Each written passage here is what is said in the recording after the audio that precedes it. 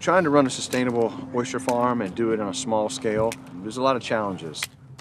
We didn't want to get a lot of mechanization. We built a business on a handcrafted oyster.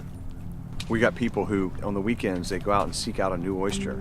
You know, on Monday, they get in their office and they're texting their friends or Facebooking or tweeting. Everybody's in a race to find and discover that new oyster.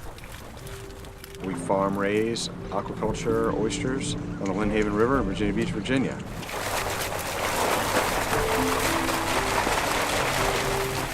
I just remember growing up and that was my favorite place to be. And I said one day I'm going to live there. The river itself likes to see a small operation, I believe, because we have a small footprint on the environment. We recycle shell in hopes of having more of a wild harvest in the future. We're building the reef up that's gone that was along the edge of this mark. We faced a number of challenges along the way, environmental, sea grape infestations. We had sea squirts that took over our bags the first year.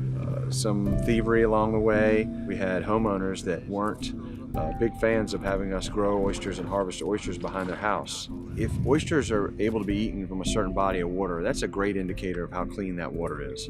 I want people to keep that in mind, and we need people to keep that in mind when they see oyster farmers or oyster growers. To us, it's a place that we grow food.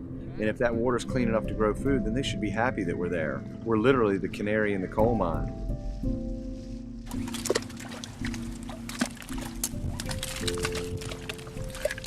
The gear is in effect just a man-made oyster reef.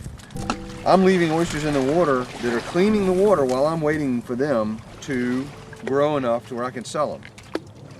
So that is how aquaculture benefits society. It's always been the food of royalty and romance, but at the same time, it was the food of the average person. Oysters were a mainstay for people in the 1800s. Unfortunately, that led to the demise in the oyster population. Then we had the pollution of the 60s and 70s, and people lost confidence in eating oysters. Well, now we're reaping the rewards of cleaner water. We've eliminated a lot of the industrial pollution. We're seeing a resurgence. We're seeing a lot of waterways that are improving.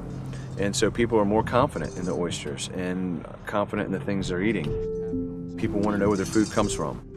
We have a new generation of oyster eaters, people who didn't grow up eating oysters but now do. But it's really an oyster revolution.